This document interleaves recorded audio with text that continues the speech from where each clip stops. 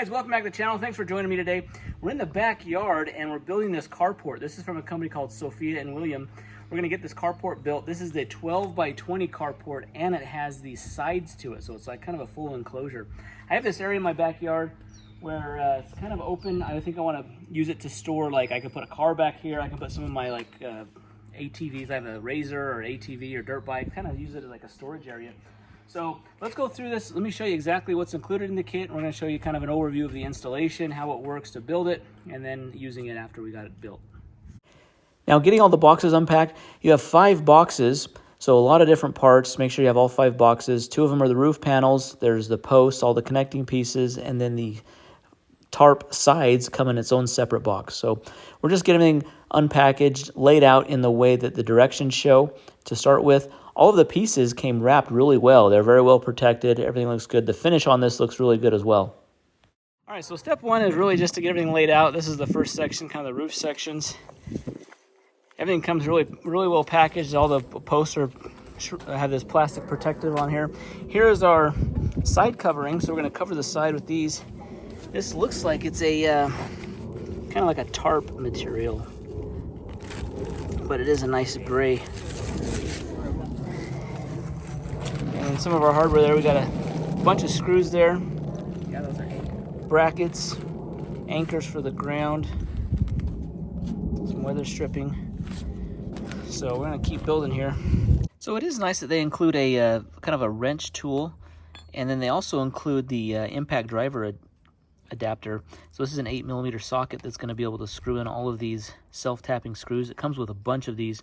Most of the installation of this carport is done with these self-tapping screws, and you can just put this right on the end of your drill, and that's going to make it a little easier. But using a self-tapping screw is a little more difficult than if it was pre-threaded, but it does allow for some adjustability. It allows it to be a little more flexible, and where you screw things together, you don't have to be as precise. These self-tapping screws have this plastic washer around it, so when you seat it down, that washer is crushed against the metal, and it's going to help provide a nice seal. Now, where these posts come together, there's this metal sleeve that they slip into, and then you have 8 screws, 4 on each side, that are holding this together, so it feels like it's a very solid piece once it's done. And then we just go through all of them and go through and start screwing all. So this is just a very tedious part. It does help to have people helping you. I've had a few helpers here helping me to show exactly how we have it laid out, where to put the screws, and how to assemble all these pieces. We had these pieces all laid out on the concrete area where we're going to be putting the carport. You just want to make sure you're careful not scratching this. It is a nice powder-coated finish, but if you scratch it on the concrete, it can scratch the finish. So you want to be careful when you're putting it together, putting the pieces together, screwing everything together. It does create some vibrations into the pieces, and you can get some scratches on it if you're not careful. It would be helpful if you maybe get the boxes. You can cut up the boxes that it came in. You could lay that under it, and that would help provide for some protection as well. An impact driver is a must-have for this job, especially having 2 people or even having 2 impact drivers to just help drive all these fasteners, all these screws down into all the pieces. So there's hundreds and hundreds of these screws that you have to screw in. And a self-tapping screw is a little bit more tedious, a little harder to screw in. You do have to put a lot of pressure on the back of the drill when you're screwing down in for that self-tapping screw to pierce the metal. So here's all of our roof support pieces all screwed together. Where these are screwed in at, there's a metal sleeve that screws in there. It is helpful to have like a rubber mallet to be able to pound those in. In some cases, we had to pound those a little bit to get those through. But once you get them all screwed out, get everything laid out, and then we can start working on the next step here. This is where it's helpful to have multiple people to be able to help hold these panels up while you're screwing in these support beams. So there's the support beams, 1 on the bottom, 1 on the top, 1 on the side, so 3 in each section. And these are done with a nut and a bolt, so it's different than the self-tapping screw. It's helpful to have a socket. There is an included tool that is helpful for this, but this is where multiple people is helpful to have. So with the roof support structure now finished and complete, we can now open up the roof panels. The roof panels come in 2 big boxes. They're all the same size, and we just screw those on. We use the self-tapping screws with the grommet. That's going to help keep the panels waterproof. We put the first couple rows of panels on the roof before we elevate it. So we get those open, and we'll start working on those. Now all the panels come packaged very well. There's a clear film over each one. There's 16 of these panels. They're a dark gray color, and this dark gray is going to look really good against these black posts. So it's kind of got a gray and a black theme to them. These panels have pre-drilled holes. The first ones go on to the middle of the roof section, and these two holes right here line up with pre-drilled holes that are already in these support beams. So you're able to line those up. You want to overlap. You're overlapping each panel with the other ones. So in this section here, you're overlapping two different panels, and you just work your way back. So we're just getting all of the first layer done, and then we're only doing the first two screws on the top, and then we're able to work our way down, putting the panels on. The rest of the panels are screwed directly in. There's not a pre-drilled hole, so wherever it lines up, that's where you use the self-tapping screw to screw in the hole. There are two sets of gloves that are included. You want to use the gloves while you're handling these panels because they have very sharp edges. You can cut yourself very easily, so you want to be very careful with that. Now, while you're getting these panels laid down, there's a foam waterproof tape that's included. You see here, it goes right here on the front of the panel. It can go on either the back or the top of the panel. It's just going to be there to rest against the panel to help keep any water from getting into there. Now, when you're laying down the panels, you want to make sure you're doing the overlap method where the panel will overlap from the top down to the bottom. So you just lift up the previous row of panels, you slip this in over one notch, do that on the other side, and then just line up the panel here. I can just scoot it down, line up the screw holes from the panel down below, so the two panels will be screwed down together with those self-tapping screws, and then that foam will create a nice watertight seal. Now, as you've noticed, we're building the roof section, putting these roof panels on while the roof section is laying on the ground. We don't have the support side, so it's not elevated in the air. It does make it easier, but we'll raise this roof up in a later step, and then we'll be able to finish the other panels in those steps. As I'm getting the roof panels put on, you want to make sure you're getting the screw holes lined up as best as you can. You can see here, you can see the black post through the panels. Now, this is through both panels. You want to make sure that the black post for the frame is showing through those, and then it's in the middle of that as possible, and then you just want to get your screws screwed down. You don't want to do the back part, you only want to do the front side, because on the back one you have to overlap. Due to the amount of screws that you're screwing into these posts and these roof panels, have an extra battery charging available so that way you don't run out of battery on your impact driver. These are a 40% thicker roof panel than most of these carports come with. So it's got a nice thick panel. It is an anti-leak design. So based on how you overlap these panels, the foam tape, and these screws that you're using with the washer on there, that's going to help keep it leak-proof. It's also rust-proof, so it's a galvanized metal roof. It's got this nice gray color on it, and it's going to be nice and durable. This part was the most challenging part of the build because instructions doesn't really tell how to elevate this, so we decided to put the posts in as we lift up this side. We're putting this base part that rests on the ground on those posts as well to stabilize it, and then we go to the next side and lift up over our heads, put the posts in, and then I put a few screws in to hold the posts in place, and then we could lift this up and put the bottom plate in place.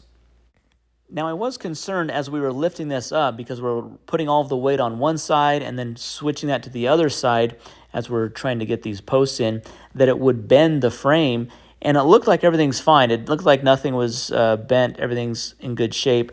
The frame, the post, the roof panels, they all have some flexibility, so this was a good way to get this done and get these posts supported. This is a heavy-duty steel frame, so it does have some weight to it. It was pretty heavy to be able to lift up, but it is a corrosion-resistant steel tube, and it is up to 30% thicker than other carports. So with all of these support tubes on the side now lifted up and it's in the air, we're going to go around to each of the holes. So 2 on the bottom part, 2 on the top, so 8 at the top, 8 at the bottom, and screw all these in. So we've got more of these self-tapping screws to screw in. Once we get done with that, I can then start working on the rest of the roof panels. Now, you need to be patient with these self-tapping screws. It does take a lot of effort. It does take 2 hands pushing hard against your impact driver to be able to bore through this steel frame and the sleeve in order for those self-tapping screws to tap through. Make sure you don't press too hard. Make sure you don't strip them out. But they do hold very well, and it does seem very secure once all those screws are in place. This is the foam waterproof tape that's used between the panels right before the screw holes, so that way it forms that waterproof seal between the panels and you get no roof leaks. Well, this is a very frustrating tape to work with because it's hard to remove the paper backing. As you start removing the paper backing, it tears off. It doesn't come off clean in one piece, and so this took a lot of time and effort and a lot of frustration to get this paper backing off of the foam tape. And in this step, I'm just finishing off the roof panels on this side. You can see how the roof panel does come down. It curves down around the side of the carport to give some protection along the sides. So this part, we're just using the same system where we're overlapping the panels, screwing in all the self-tapping screws, making sure the panels line up with the previous holes, and making sure we put that foam tape on the leading edge of the panel. Now, because you're creating the hole with this self-tapping screw, there is some flexibility on how and where you can screw in. So you just want to make sure you're getting the screw into the center of the post and being careful not to over-tighten the bolt, because if you do that, it will strip out and it will not be able to hold into the post. Now, something to note, as you're putting on this weatherproof tape onto these panels, you do not need to do it on this front edge or the back edge. So you just do it where the panels meet in the middle, the sections in the middle. There's only enough tape for the panels that require the foam tape. So if you do end up using it along the front here, you will not have enough for any of the rear panels where you really need the foam tape. So just be aware of that. Follow the directions exactly as to where it shows in the diagram of how to place the foam tape, where it goes, so that way that you have a waterproof seal on your roof panels. So here I'm finishing off the bottom row on the far side of the carport. You just bring the panel up here. You can see this front panel does not have the foam tape. You don't need it on this one. You just need it on the three following that on the leading edge of it. So here, just remember to use the overlap method where you're overlapping this first notch section. I'm just getting those lined up. And then on the front edge, it's easy because you can just line up the front edge with the panels that are already in place. Now, it is a little more challenging to get the roof panels up because you need a ladder. So you're going to need a ladder to get the roof panels up. You want to make sure you get them lined up here. So you can see I'm lining up the screw holes with the post to make sure that I'm centered in that. I want to line it up to the other panel to make sure that they're lined up. I'm going to screw the front edge here first before I start doing the rear, because the rear part of this panel I have to overlap another one. So you're always overlapping a panel except on the front edge and the very rear edge of the carport. And you can see here if I lift up, this is where I'm lining up the panel underneath and the panel right here, make sure they're lined up. If I push down, I can see the screw hole and the post, so that means I'm lined up with the other one, and I'm good to start screwing this down.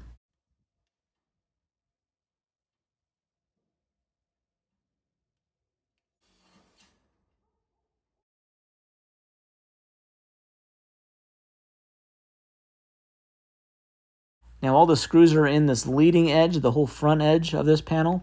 Now, before I do the back edge of this same panel, I have to put in the next panel so I can overlap the two, and I'll be able to screw those down.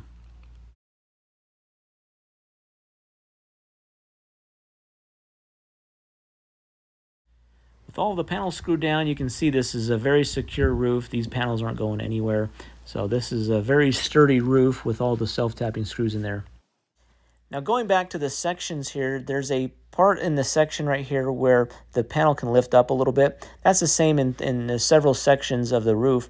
You want to go back, there's extra self-tapping screws that are included that you can use. You can just put one right next to that screw and you'll secure that down. So you can do it in a couple different places, the different sections. So you can just add that extra screw. That's going to help give a little more support, prevent that part from flapping around. So you can see here's the screw in. It's nice and tight.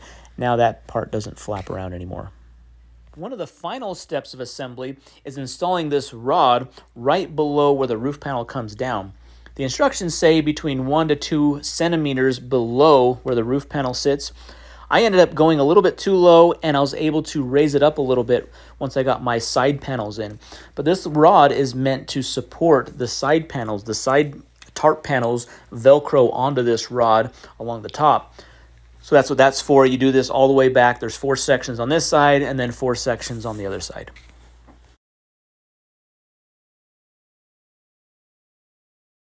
See, here is a close-up of these rods that are going across here. Mine's a little bit too big of a gap. So I ended up going up a little bit higher, so that way I wanted just to probably about a 1 centimeter gap. You're still using the same self-tapping screws. They just connect with each other. Make sure you connect them before you screw them in because they do interlock and then connect in the back. Now around the front and rear edge is this rubber protective stripping that goes around the edge. This is not only going to protect the edge, but also going to give it a finished look. It's very easy to install. It just slips over the edge. You press it down and you work your way all the way to the other side. There is enough to do both sides, so there's 2 full lengths of this. When you get to the end, there is some extra. You can just use some pliers to be able to cut it off. It does have a metal strip inside of it, so you do need to have like some metal cutters, like some wire cutters to be able to cut it off. With all the edging done around the top here, we're ready to start on the tarp. So this is a side panel material that you can get. It's an optional feature you can get. So this front one here will hang on the entrance. It has 2 zippers. It will roll up, so that way you can put your vehicle in. Be completely enclosed. There's 2 side panels that go all the way down the sides on each side, and there's a back panel. The back panel doesn't have the zippers, so you know that one's the back. But before we do that, let's talk about anchoring this down. All right, included are these anchoring stakes, and this is if you're putting them down on like a kind of a softer surface. Let's say you're putting it over grass, dirt, gravel. These would be used to like kind of anchor. They kind of screw down into the ground. And then we would have these steel braided lines. They're going to hook into this with these clamps, and we would anchor down every post all the way to the back. So on each side would have an anchor. So obviously we're not doing that here because we can't screw these into those. So once we get this into position, I think we're going to move this over a little bit here to the corner, and then probably anchor it down. I'll probably use some concrete anchors, some eye bolts, and kind of anchor it down into this concrete curb I have on the side, and then we'll figure out probably anchoring it down on this side into the concrete with those straps. So there's some options there, but just know if you're putting it into concrete, there's no concrete anchors included, just these softer surfaces that you can screw these big anchors into. Just getting all the panels unfolded, spread out, and starting to hang those on the posts. All right, here on the side panels, the top edge is the top with most of the Velcro straps here. There's just a couple on the bottom. The bottom just has 1 per section. And we've got straps all along the side here. And then we even have some inner straps that strap it to the pole, so that way it's not going to move around as much. So it feels pretty secure. The rear panel does not have the zipper, so it's easiest to hang it by the middle strap first, work your way down the sides. It goes down, every other strap goes down into one of the roof holes, and it straps down along the side. It does have the straps in the middle, so that if you wanted to roll up this side, you can do that. And this final section is the front zippered piece. This is where you'd pull your car in and out of. It's easiest to do this from the front of the panel. So if you're inside, it's a little more difficult. It's easier to do it when you're on the outside of the panel because the straps loop around the poles a little bit easier from the front to back. The entrance panel is in place. It has the zippers on the outside. You can unzip it from the inside or the outside. You can zip it up, and then you roll it all the way up, and it will be secured by Velcro straps, so it will stay up as you pull your vehicle in or out. All right, so we can roll this up. We can pull our vehicle in and out of here. This is what it looks like inside. You can see there's just a little bit of gap right around the edge of where these panels meet the roof. And then just a slight gap around there. But overall, I've got really good coverage here. Anything you put in here is going to be protected really well from rain, snow, weather. This is going to be a great shelter.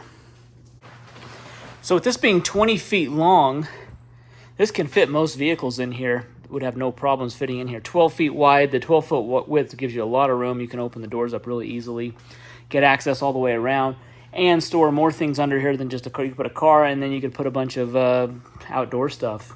And at the peak, it's 9 feet tall, so it does have very good clearance. After we got it completed, we got our first rainstorm. The side panels held up great. There was no leaking from the roof panel, so this provided for a nice dry area during this rainstorm. Now that it's completed, I'm going to pull my vehicle in, test out the clearance. I was able to pull in very easily. The zippered opening is nice and large. All right, so here we have the car pulled in. This is my Tesla Model S. These are actually pretty long sedans, and this thing fits in there really good. You can see all the room that I have around the sides. Plenty of room to open up the doors all the way. Plenty of room here in the front of the car, and then really good room here in the back. So you can even put other things. I can even put other things in here if I needed to.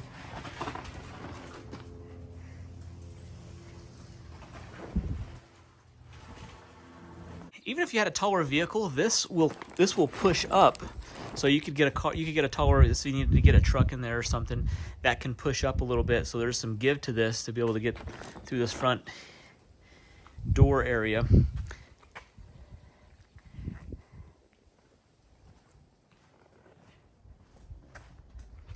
All right, guys, so overall, this turned out really good. I like having this structure in my backyard to be able to, store things. I can store cars, vehicles, whatever I need to keep covered out of the way. If you need an extra place to put something, if you need an extra garage space and you've got room on your property, on the side of your house, in the back or whatever, you can put this on there, and this would be a nice touch. This would be a nice place to put things. And it's a very affordable way to store things as well. All right, guys, so this is a great carport. If you're in the market for one of these or something like this, a great storage area for your cars, vehicles, off-road vehicles, whatever it might be that you need to put in here, this is a great solution. This is going to keep the weather really off of your stuff. Now, it's not perfectly sealed up, but the roof does hold water really tight. You're not going to get water leaking in through here. You might get a little bit of like dust or dirt blown in through some of the seams in the panels here. You can see like these panels here are not perfectly sealed up, but overall, I mean, this is a great solution, especially if you need a place to park things. If you need another garage space, this is a great solution. So guys, thanks for watching the video. Be sure to see the link to this in the description down below. Be sure to hit that thumbs up button, subscribe, and we'll see you in the next one. Thanks for watching.